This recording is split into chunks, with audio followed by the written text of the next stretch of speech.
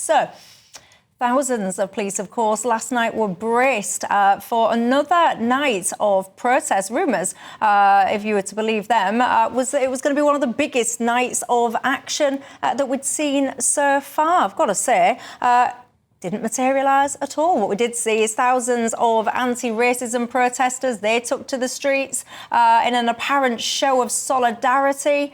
And yeah, it was not what anyone was expecting it to be. And I've got to say, I'm very, very pleased about that. The sooner we can get some calm order and peace and civility brought back to our streets, the better, is what I say. Many people have been speaking out today. Let's have a little listen to what Keir Starmer had to say, shall we?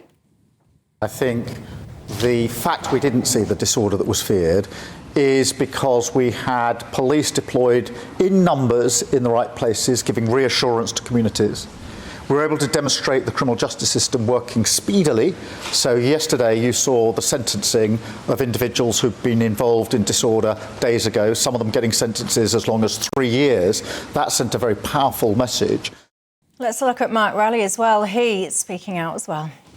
It was a massive policing operation. I'm really pleased with how it went. And we put thousands of officers on the street, and I think the show of force from the police and, frankly, the show of unity from communities together defeated the challenges that we've seen. And it went off very peacefully last night. A couple of locations we had some local criminals turn out and try and create a bit of antisocial behaviour, and we arrested a few of them. But it was a very successful night, and the fears of sort of extreme right disorder were abated. So a successful operation thanks to communities and police. Ben Habib, is this the start of a new dawn? I wish. I mean, it's remarkable, isn't it, that the Prime Minister and the head of the Met are prepared to categorise all those who are protesting against immigration, effectively, both legal and illegal, as far right. Those who come out in a counter-protest come out claiming to be anti-racist. And the language, just talking about the politics for a moment, the language is all associated with discrediting the view that immigration needs to come under control or that illegal migration should be stopped.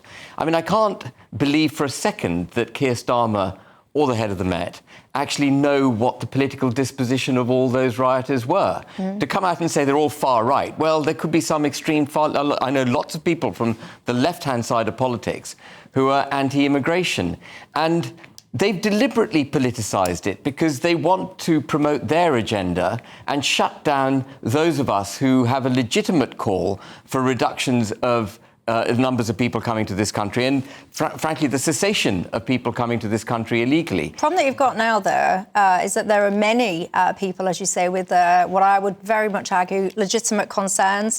That has all been overshadowed now. Absolutely. By criminals doing things like setting fire to libraries, setting fire to hotels with people in there, battering cars because they've got brown people in there, so on and so forth. What they've successfully managed to do...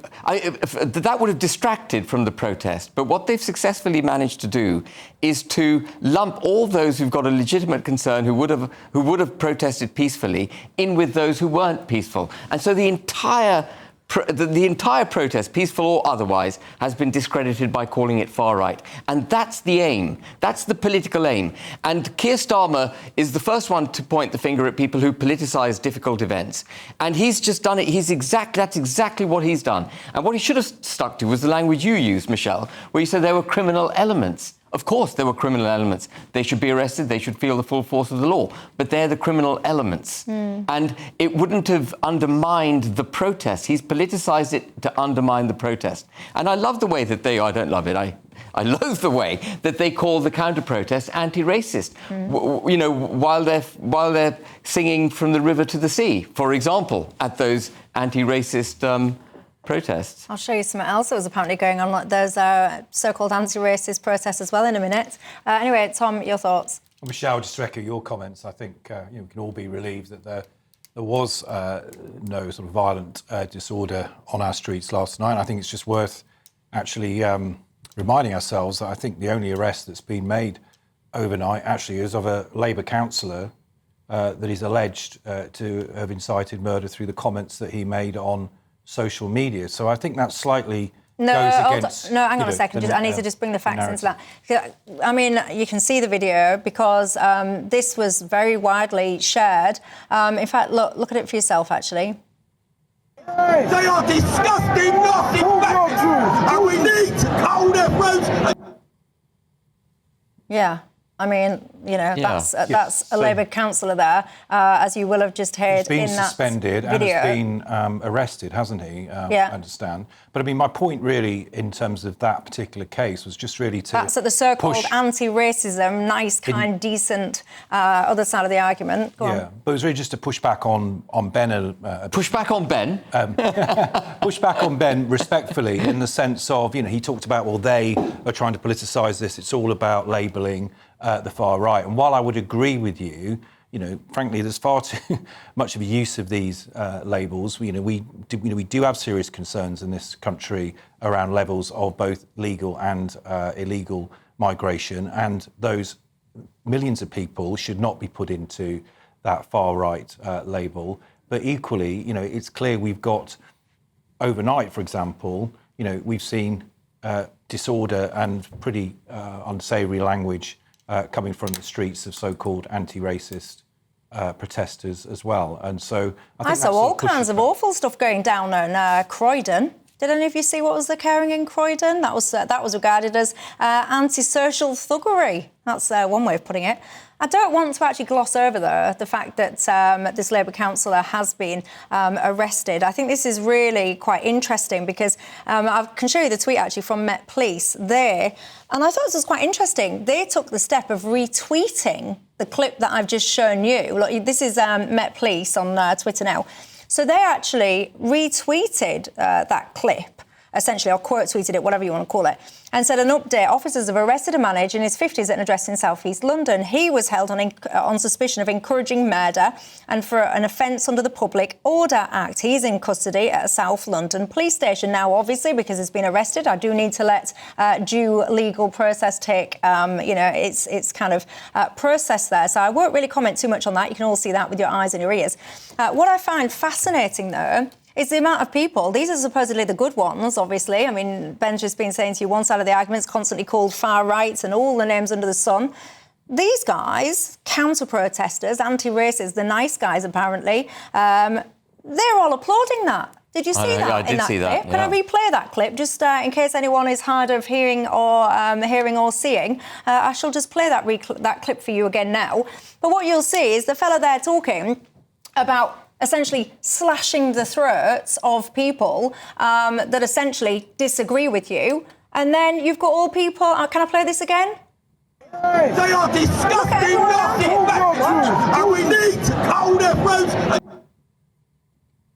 But Michelle, I mean, I'd challenge you. Hang on. Look at them all clapping and cheering. So some fella...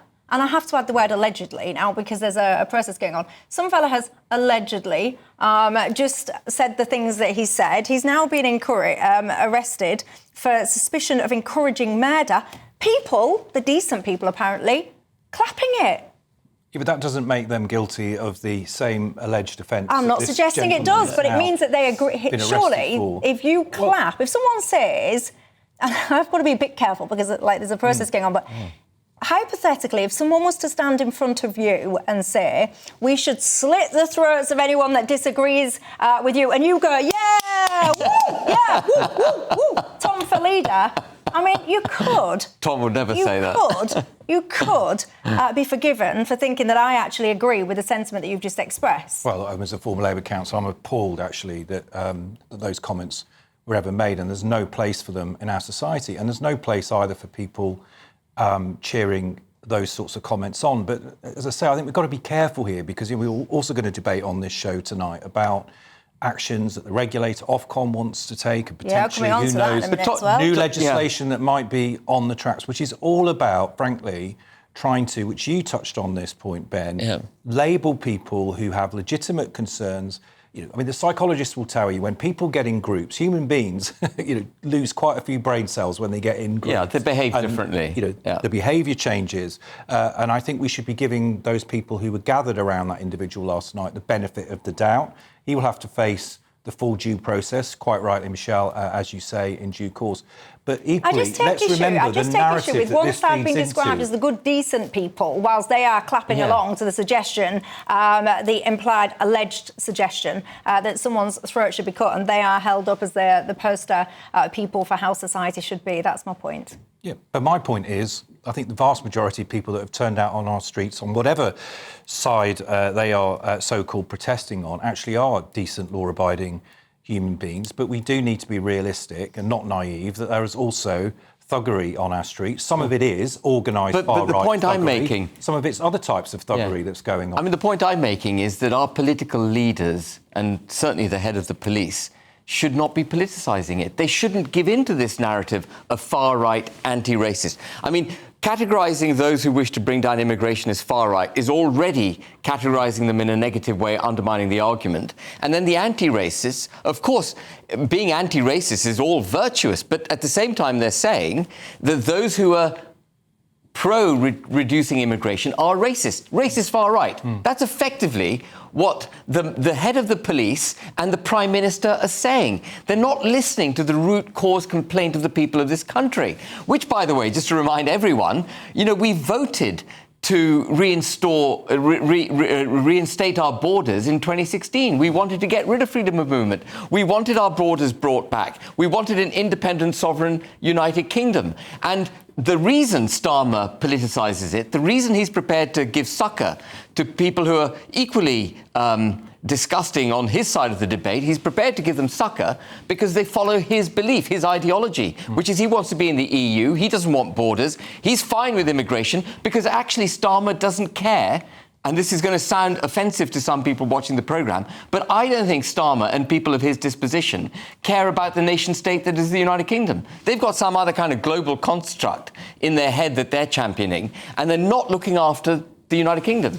Well, I've got to say, I mean, you know, there's certainly no messing around when it comes to law and order on these situations, because the last count, there's about 150 odd people now that have been charged for their criminal behaviour, taking part in those riots. What I found interesting, we've heard all this kind of narrative that these are essentially the far right that have been bussed in from different areas. They've travelled to these areas to cause trouble. Well, 80-odd% of these charges, when you look at the location, apparently, they're from less than 5 miles away from where the disorder took place. So these are quite local people. One of my viewers yesterday asked the question, if you're local and you're on the streets because, for example, you want your country back, that's what some people chant. She says, why would you want your country back only to set fire to it? It makes no sense. You're absolutely right. It does not make any sense.